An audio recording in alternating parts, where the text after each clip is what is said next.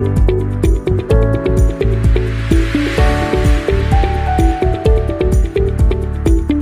speaker is Turan Ozan, CCO of Turkish Airlines. So Turan, if you want to come up and join us, thanks. He's had 10 years experience in the supply chain space, 10 years experience in 3PL and freight forwarding as well.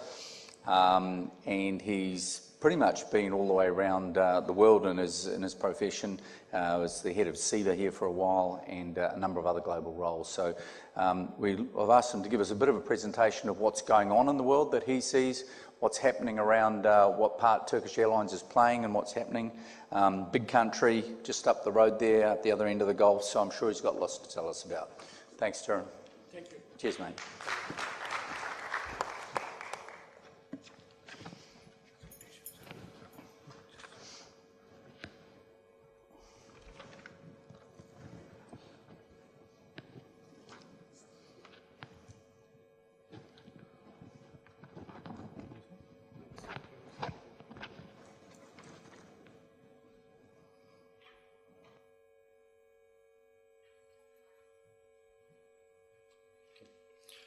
So, thank you, Kim, for the introduction. And dear Supply Chain Logistics Arabia participants, Assalamu alaikum, good morning. Indeed, I am very pleased to be here, to have this opportunity to talk to you, because of two reasons mainly. First, I am a almost 25 years supply chain and logistics professional, served in several manufacturing and distributor companies in automotive and retail and express, and in third-party logistics and freight forwarding. And the second reason is, during this tenure, for a short while, I was a Dubai resident as a supply chain professional of a global logistics and forwarding company as regional managing director. And now, I am at the other side of the table as the chief cargo officer of the fastest growing global air carrier company, namely Turkish Cargo, and I am very delighted to be here.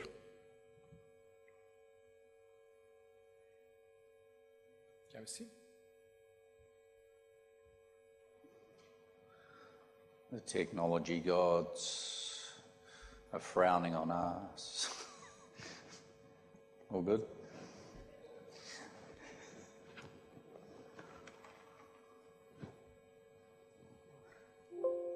Is it done? There must be a joke about 3 men and a computer, is there? Okay, I think so. Maybe we need a woman, Nadia, to come up and get things operating. Here we go. Good stuff. But I cannot control. Let me see. Okay, we do like that. Yeah. Are you able to turn the pages? Okay, we'll do like that. No problem. No problem. Okay. So very shortly about Turkish Airlines and Turkish Cargo.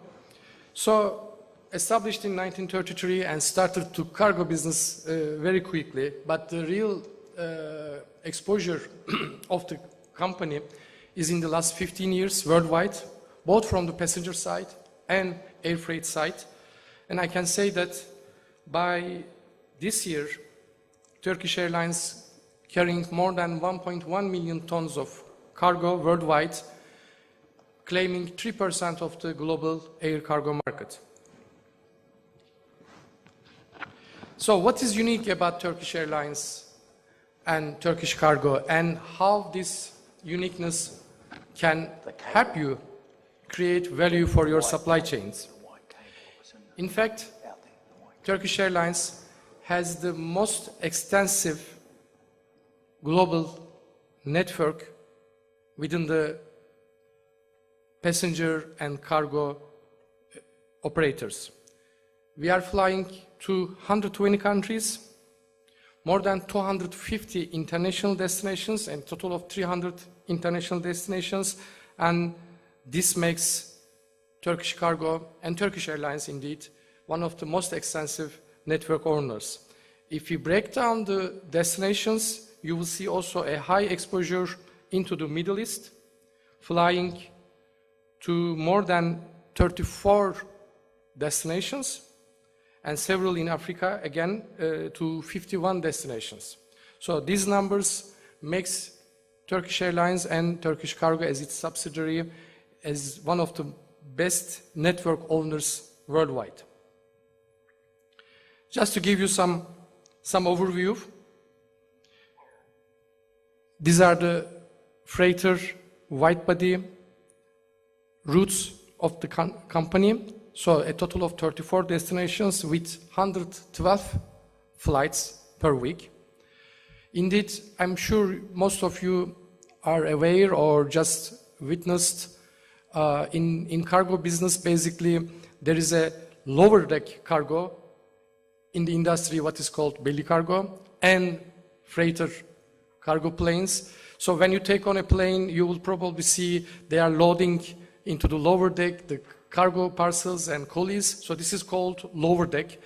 It is like, you can consider like capillaries of a body for the network, but also there are full freighters, full cargo freighters from 60 tons up to 120 tons that also connect the main origins and destinations from a network perspective.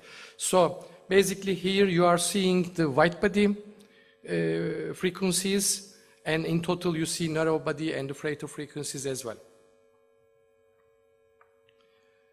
Those are for Africa to 51 destinations. Again, a very significant number. To Americas, just to give you an overview and insight. To Asia Pacific region, Europe, both West, Central, and East. This passenger network, as I meant, is also strengthened by cargo planes. A total of 73 cities has been reached by currently 16 cargo planes to reach to 18 by the end of this year, and with different volumes and with different ranges, as you will see on the map about the capabilities of the freighter planes access. Here the important thing is to make your network integrated between the freighter planes and the passenger lower deck belly cargos, because the connectivity, the accessibility that you provide to you, that the carriers provide to you, to many of the logistics and supply chain companies and professionals, is that you are creating a network with a lot of artilleries and a lot of capillaries.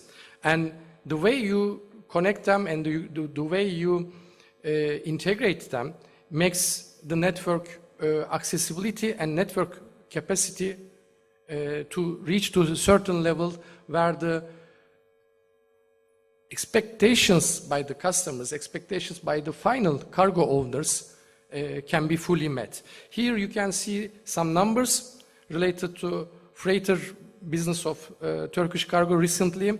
By the end of this year, reached to 72 cargo plane destinations, and with a 2.6 flights per week in terms of frequency. This shows how the volumes and the network accessibility is developed during this year.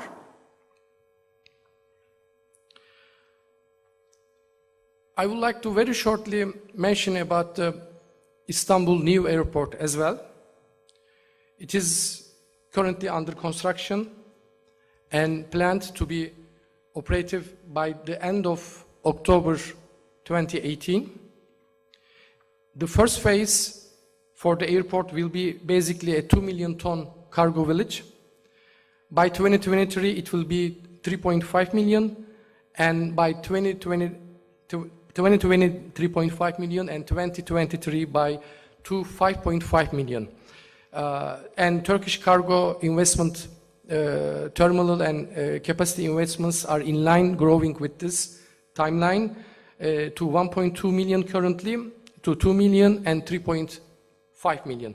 Just to give you an idea on how this new airport will change from a cargo hub perspective of the Middle East region.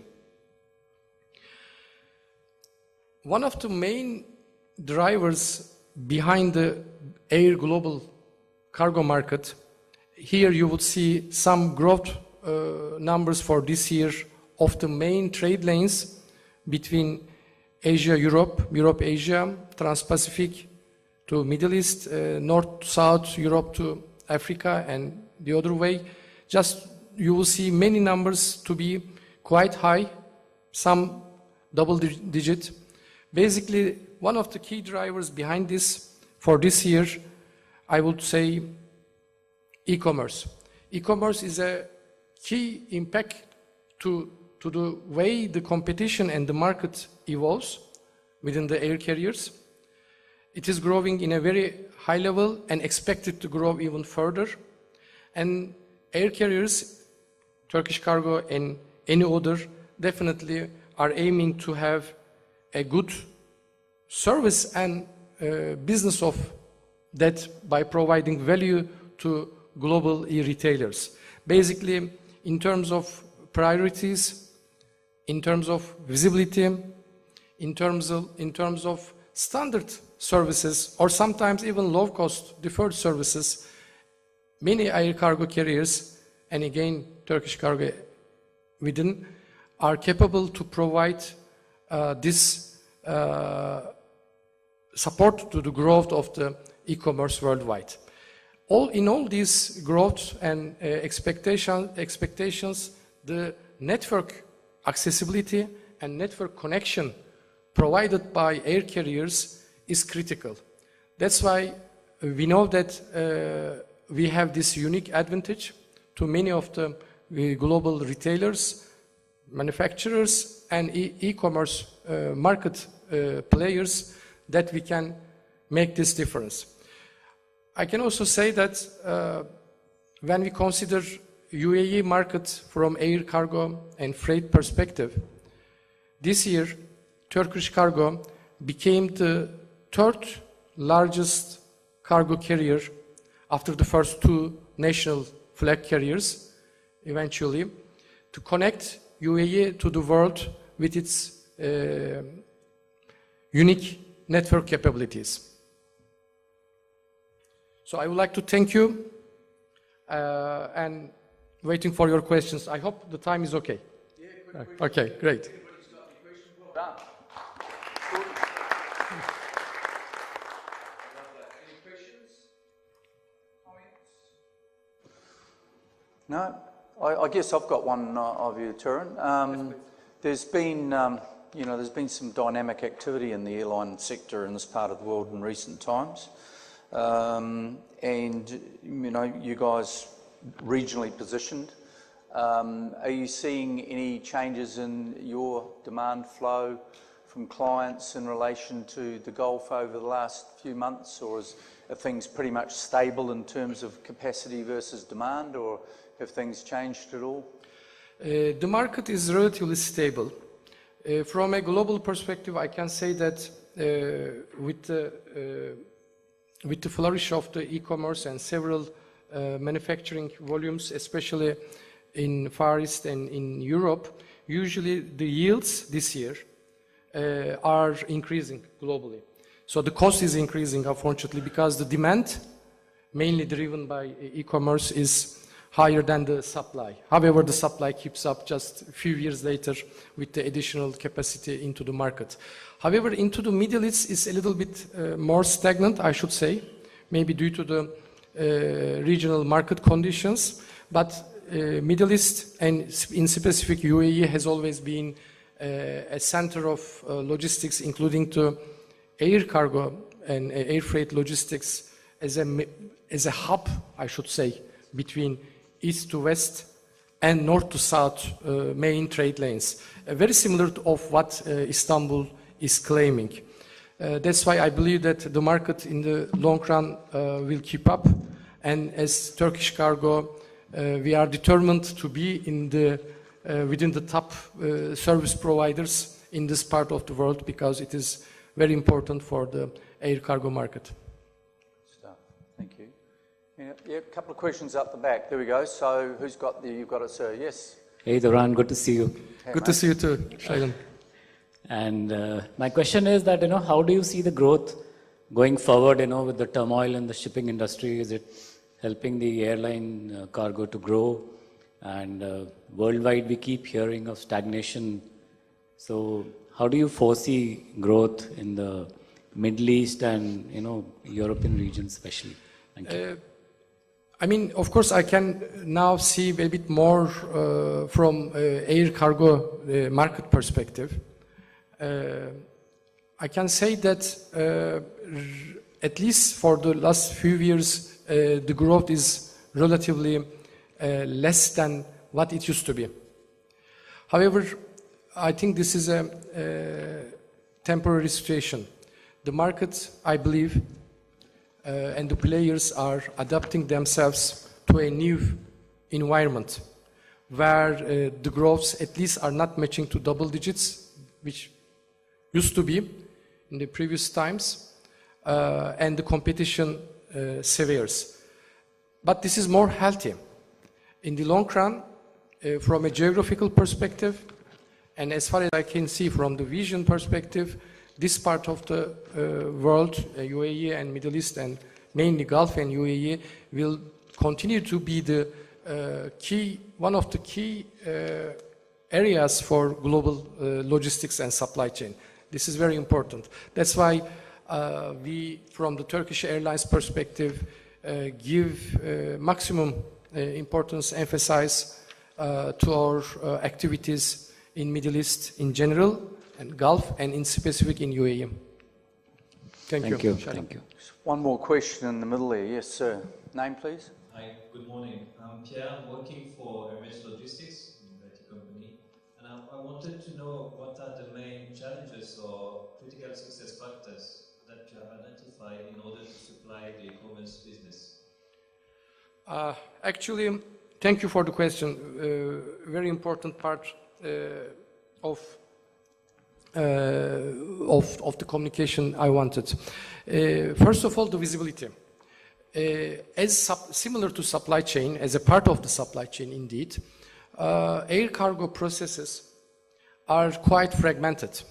And there are several players coming from the shippers, the owners of the cargo, to freight forwarders, IATA agents, to air carriers, cargo carriers like Turkish Cargo, Sky Cargo, and several in the market, and airport authorities, handling agents, sometimes sales agents, and so on and so forth. So it's a very fragmented process. And the integration, system-wise, but also from a quick response perspective, capability perspective, not only IT, it's more from a company culture and people-wise as well.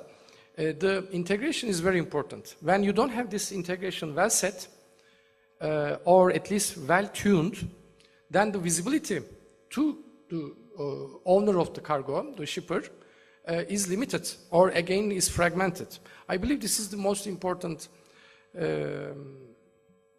aspect that challenges the market from also competition and looking from the supply chain perspective. I can't say that this is perfectly going well. There are several companies like Turkish Airlines which invest heavily to create and sustain this integration. And it will take time from my perspective as far as I can see. However, it is critical because at the end you have an